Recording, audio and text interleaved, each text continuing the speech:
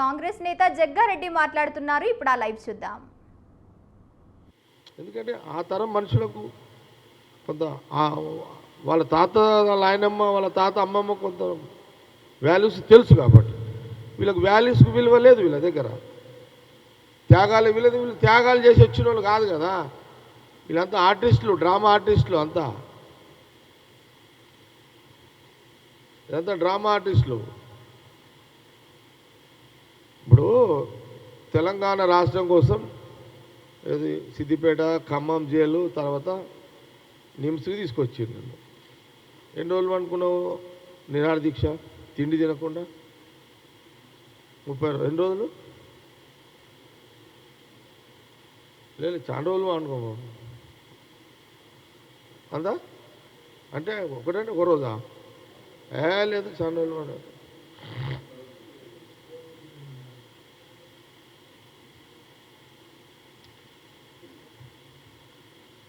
కేసీఆర్ 24 గంటలు అంటే కొన్ని రోజులైతే ఉన్నాడు కదా. కేసీఆర్ గారు 4 రోజులు, 5 రోజులు, 10 రోజులు అన్నం లేకుండా ఉండగలుగుతాడు. అట్లంటే అది సాధ్యమా? మాకే కాదు, ఇంత వయసులో మనతోటే కాదు. అంటే వాదము అట్లా, తెలంగాణ వాదము, తెలంగాణ ప్రజలు ఎట్లా దీక్ష చేసినా, తినుకుంటే దీక్ష చేసినా యాక్సెప్ట్ చేసిన రోజులు అవన్నీ. ఎందుకంటే కారణం ఏంటంటే, బలమైన కారణం ఏంది, రాష్ట్ర విభజన జరగాలని.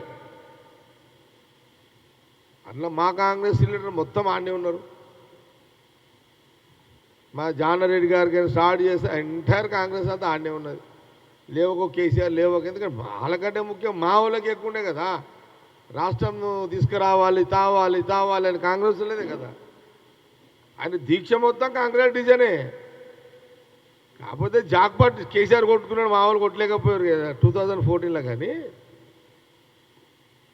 సరే ఏదైనా కానీ రాష్ట్రం కావాలనుకున్నారు, వచ్చింది. ఏమవుతుంది ఏంది, ఈ రాష్ట్రం వచ్చింది. ఇప్పుడు దగ్గర కేసీఆర్ పుణ్యమని 7 లక్షల కోట్ల అప్పు అయితే చేశారు.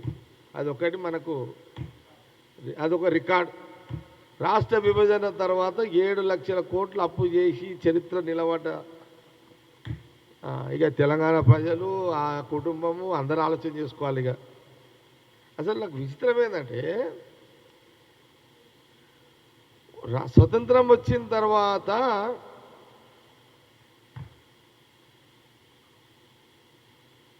మనకు ఎంత 76 77 79 మనకి ఇండిపెండెన్స్ వచ్చి, మనకు స్వాతంత్రం వచ్చి 79 సంవత్సరాలు అయింది కదా. అంటే 10 ఏళ్ళు తీస్తే ఎంత రాష్ట్రం వచ్చిన తర్వాత? 69 సంవత్సరాలు. స్వాతంత్రం వచ్చిన తర్వాత 69 సంవత్సరాలు, 69 సంవత్సరాలు ఉమ్మడి రాష్ట్రం యొక్క అప్పు 65,000 కోట్లు.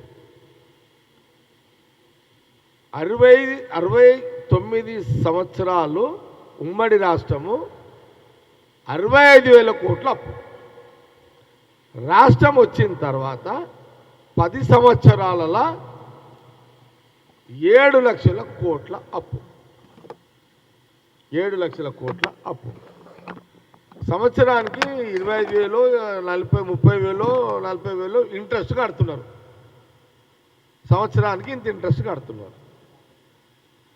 ఏది అంతా జమ చేయ ఇంట్రెస్ట్ అంతా 7 లక్షల కోట్లు అట్లే ఉంటుంది అప్పు.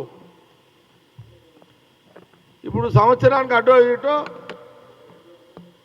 మిత్తి 70,000 కోట్లు పోతాయి. సంవత్సరానికి 70,000 కోట్లు ఇంట్రెస్ట్ కడితే ఇంకా 10 ఏళ్ళు, మన 5 ఏళ్ళ గవర్నమెంట్కి ఎంత ఏళ్ళు అయితే మనం ఇప్పుడు మనకు అంటే ఇంట్రెస్ట్ 3,50,000, ఇంకొక 5 ఏళ్లకు 3,50,000, అంటే 7, 10, ఇంకా 10 ఏళ్ళకి ఇంట్రెస్ట్ యాడ్ చేస్తే 14 లక్షల కోట్లు. ఈ అసలు ఎప్పుడు కడతారు, ఈ మిత్తి ఎప్పుడు కడతారు? అంటే మనం రాష్ట్ర విభజన తెచ్చుకుని ఎందుకు తెచ్చుకున్నాం రా నాయన అంటే 7 లక్షల కోట్ల అప్పు చేయనీకే ఈ 10 ఏళ్లలో 7 లక్షల కోట్లు ఇంట్రెస్ట్ కట్టాలి, మళ్ళా 10 ఏళ్ళు 10 ఏళ్ళు 10 ఏళ్ళు ఇది పోతూనే ఉంటుంది కదా ఇదంతా. కాబట్టి సార్ తెలంగాణ ప్రజలకు ఏం లాభమైంది ఏందో నాకైతే తెలియదు, కానీ కేటీఆర్ కేసీఆర్ ఫ్యామిలీకి అయితే బ్రహ్మాండమైన బెనిఫిట్ అయితే అయింది. 10 ఏళ్ళు పరిపాలన రాజ్యభోగ్యాలు, శీలక్ పైసలు, భవనాలు భవంతులు, శీలక్ పైసలు, కేసీఆర్ మన్మళ్ళు మునిమమ్మలు తినే అంత ఆస్తులు,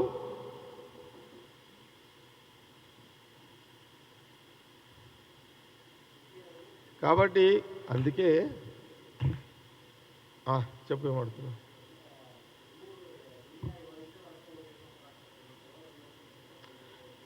ప్రతాప్ ఒకటే ప్రశ్న, నీ ప్రశ్న కేటీఆర్ ఏదో అన్నాడని అడుగుతున్నావు.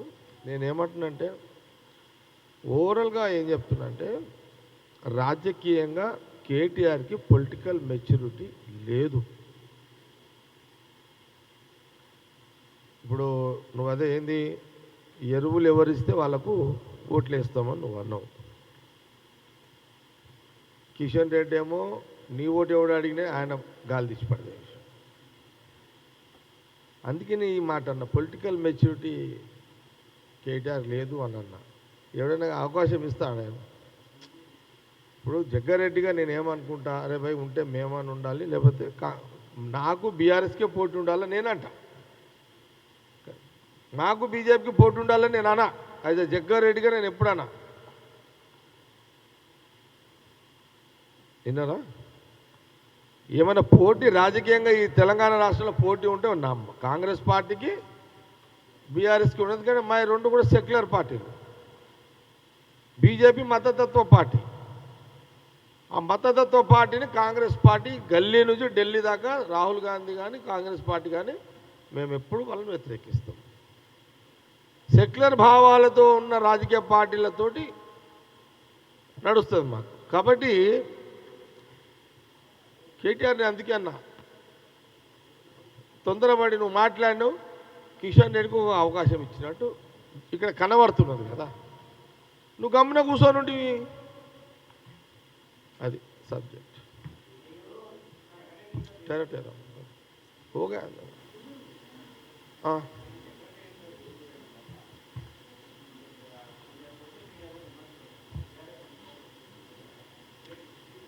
ఏది నీళ్ళ మీద నేను రివ్యూ చేసిన దాని మీద సెక్రటరియట్లో అదే సంగారెడ్డి మున్సిపాలిటీకి సంబంధించి, సదాశివపేట మున్సిపాలిటీకి సంబంధించి సంగారెడ్డి నియోజకవర్గాల ప్రజలకు మంజీరా నీళ్ళకు ఇవ్వడానికి అధికారులతో నేను రివ్యూ చేసింది. అది ముఖ్యమంత్రి రేవంత్ రెడ్డి గారితో మాట్లాడి 100 కోట్లు ట్రై చేసి సంగారెడ్డి ప్రజలకు తీసుకుపోవడానికి నేను సెక్రటరియట్లో రివ్యూ చేసిన. దాని మీద ఎవడో బీఆర్ఎస్ తోటి తీసి వైరల్ చేస్తున్నారు. అదేగా సోషల్ మీడియా, అదే కదా.